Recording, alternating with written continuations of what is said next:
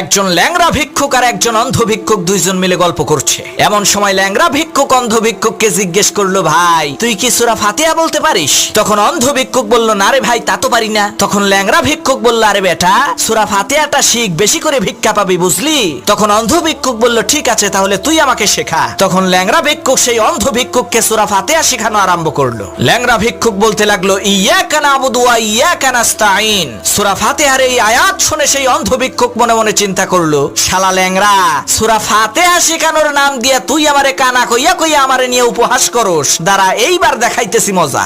তখন সেই অন্ধ ভিক্ষুক ইয়াকা নাবুদু ওয়া ইয়াকা নাস্তাইন না বলে সেই ল্যাংড়া ভিক্ষুককে অপমান করার জন্য বলতে লাগলো, ইয়া ল্যাংড়া বুদু ওয়া ইয়া ল্যাংড়া নাস্তাইন। কালাচান নামের এক লোক একজন আয়ুর্বেদিক ডাক্তারের কর্মচারী ছিল, আর ওই ডাক্তারের ছিল মারাত্মক এক বদ অভ্যাস। তার কাছে রোগীরা যে রোগ নিয়েই আসুক, মাথা ব্যথা, পেট ব্যথা, ঠান্ডা, জ্বর, হাঁপানি, সমস্ত রোগের জন্য একই ওষুধ, সোনা পাতা। তো ডাক্তারের এই কাণ্ড দেখে ওই কালাচান চিন্তা করলো, আরে এই ঘোড়ার ডিমের চিকিৎসা তো আমি নিজেই করতে পারি, তাহলে এই ডাক্তারের গোলামি করতে যাব কেন?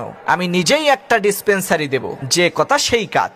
ওই কালাচান বাজারের মধ্যে বিশাল বড় একটা ডিসপেন্সারি খুলে বাইরে সাইনবোর্ড লাগিয়ে দিল, মৃত্যু ব্যতীত সকল রোগের চিকিৎসা করা হয়। তো রোগীরা আসলেই তাকে সোনাপাতার ঔষধ দিত, রোগী সুস্থ হয়ে যেত। তো একদিন হয়েছে কি, এক লোকের গরু হারাই গেছে। অনেক খোঁজাখুঁজি করেও গরু পাচ্ছে না। তখন সেই লোকটা নিরুপায় হয়ে ওই কালাচানের কাছে এসে বলতেছে, ডাক্তার সাহেব, খুব বিপদে পড়ে আপনার কাছে আইছি, দয়া করে আমার গরুটা বের করে দেন।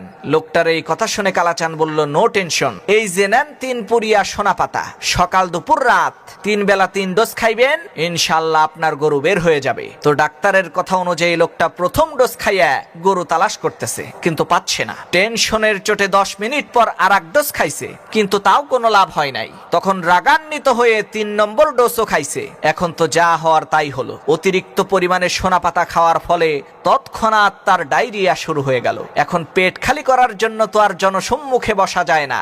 লোকটা দৌড়ে চলে গেল জঙ্গলের মাঝখানে। আল্লাহর কি কুদরত, লোকটা জঙ্গলের মধ্যে যাওয়ার পরেই সেখানে তার গরুটা পেয়ে গেল।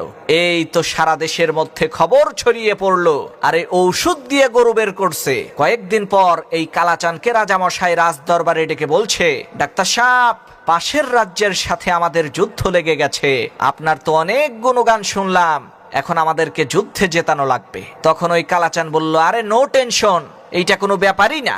আগে বলেন আপনার সৈন্য কতজন? কয় যে 20,000। কয় তাহলে মাত্র 5 বস্তা সোনা পাতা লাগবে। এদিকে পাশের রাজ্যের গুপ্তচর এই কথা শুনে পাশের রাজ্যের রাজার কাছে যেয়ে বলল, রাজামশাই, সর্বনাশ হয়ে গেছে। ওই রাজ্যের রাজা তো হাকিম সাহেব নিয়ে আসছে যুদ্ধে জেতানোর জন্য। তারা আগামীকাল 5 বস্তা সোনা পাতার ঔষধ খেয়ে ময়দানে নামবে। তখন এই রাজা বলল, ওরা যদি খায় 5 বস্তা, তাহলে আমরা খাবো 10 বস্তা। ওরা খাবে কাল সকালে, আমরা খাবো আজ রাতে। দেখি কিভাবে ওরা যুদ্ধে জিতে। যে কথা সেই কাজ। 10 বস্তা সোনা পাতা খেয়ে ওই রাজ্যের সমস্ত সেনাবাহিনীর পেট খারাপ হয়ে গেল। পরের দিন যুদ্ধের ময়দানে এসে যুদ্ধই করবে না বাথরুম করবে। দেখা গেল বিনা যুদ্ধ। একটি গল্প শোনাই। একবার এক কৃষকের বাড়িতে ইঁদুর মারার জন্য ফাঁদ পাতা শুরু হয়, এবং সেই ইঁদুর ফাঁদ থেকে বেরোনোর জন্য ফন্দি আটা শুরু করে, এবং খুব স্বাভাবিকভাবেই সে খুব ভয় পেয়ে গেল। ফাঁদটি অকেজো করার জন্য সে ওই বাড়িতে থাকা মুরগির কাছে সাহায্য চাইল। মুরগি ঘটনা শুনে জবাব দিল যে ফাঁদটি আমার কোনো ক্ষতি করতে পারবে না, অতএব আমি এখানে কোনো সাহায্য করতে পারবো না। মুরগির কাছ থেকে এই উত্তর শুনে ইঁদুর খুব স্বাভাবিকভাবেই দুঃখ পেল এবং ছাগলের কাছে গিয়ে সাহায্য চাইল। ছাগল ফাঁদের কথা শুনে বলল, ওই ফাঁদ বড়দের জন্য নয়, আমি এখানে তোমাকে কোনো সাহায্য করতে পারবো না। ইঁদুর ছাগলের কাছ থেকে সেম উত্তর শুনে দুঃখিত হয়ে গরুর কাছে গেল। সব কথা শুনে গরু বলল, ইঁদুরের ফাঁদ আমার মতো বড় প্রাণীর কোনো ক্ষতি করতে পারবে না, যা আমার কোনো ক্ষতি করতে পারবে না তাতে আমি সাহায্য করতে পারবো না। ইঁদুর শেষ পর্যন্ত নিরাশ হয়ে তার ঘরে ফিরে এলো। তারপর একদিন রাতের বেলা কৃষকের বউ অন্ধকারের ভেতরে বুঝতে পারলেন যে ফাঁদে কিছু একটা ধরা পড়েছে। অন্ধকারে ফাঁদের কাছে হাত দিতেই উনি হাতে কামড় খেলেন এবং দেখলেন ফাঁদে ইঁদুরের বদলে সাপ ধরা পড়েছে। তার চিৎকারে কৃষকের ঘুম ভাঙল। তাড়াতাড়ি ডাক্তার ডাকা হলো। চিকিৎসা শুরু হয়ে গেল, কিন্তু অবস্থা মোটেই ভালো না। ঔষধ হিসেবে ডাক্তার মুরগির স্যুপ খাওয়াতে বললেন। স্যুপের জন্য কৃষক মুরগিকে জবাই করে দিলেন। অবস্থা আস্তে আস্তে আরো খারাপ হতে লাগলো। দূর দূরান্ত থেকে আরো অনেক আত্মীয় স্বজন আসতে লাগলেন। বাধ্য হয়ে কৃষক ছাগলকে জবাই করলেন। তাদের আপ্যায়ন করার জন্য, আরও ভালো চিকিৎসার জন্য অনেক টাকার দরকার হতে লাগলো। অবশেষে কৃষক তাদের গরুটিকে কসাইখানায় বিক্রি করে দিলেন। একসময় কৃষকের বউ সুস্থ হয়ে উঠলেন।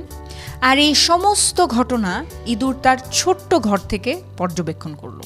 আর এখন এই পুরো গল্প থেকে আমরা যে উপদেশটি পাই সেটা হলো, কেউ বিপদে সাহায্য চাইলে তাকে সাহায্য করা উচিত, হোক সে বিপদ আপনাকে স্পর্শ করুক বা না করুক। বিপদগ্রস্তকে সাহায্য করা মানুষের নৈতিক দায়িত্ব, আপনার আমার নৈতিক দায়িত্ব। কেউ যখন বিপদে পড়ে, খারাপ সময় পার করে, তার বিপদে খুশি বা উপহাস না করে তার পাশে গিয়ে দাঁড়ান।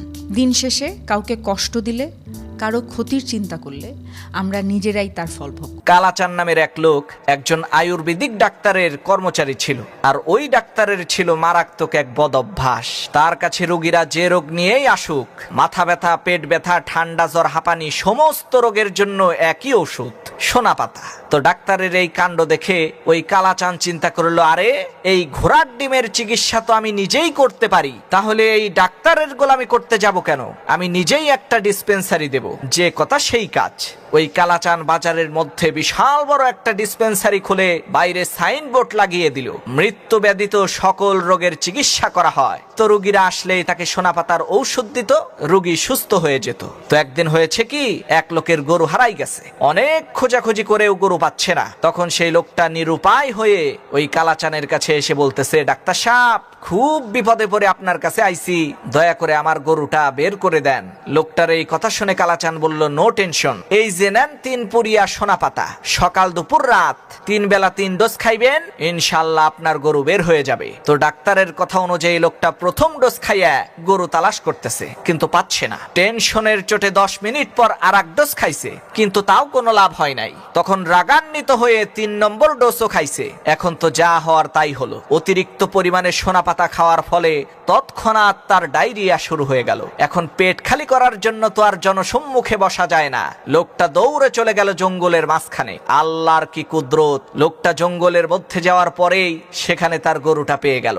এই তো সারা দেশের মধ্যে খবর ছড়িয়ে পড়লো, আরে ঔষধ দিয়ে গরু বের করছে। কয়েকদিন পর এই কালাচানকে রাজামশাই রাজ দরবারে ডেকে বলছে, ডাক্তার সাহেব, পাশের রাজ্যের সাথে আমাদের যুদ্ধ লেগে গেছে, আপনার তো অনেক গুণগান শুনলাম, এখন আমাদেরকে যুদ্ধে জেতানো লাগবে। তখন ওই কালাচান বলল, আরে নো টেনশন, এইটা কোনো ব্যাপারই না।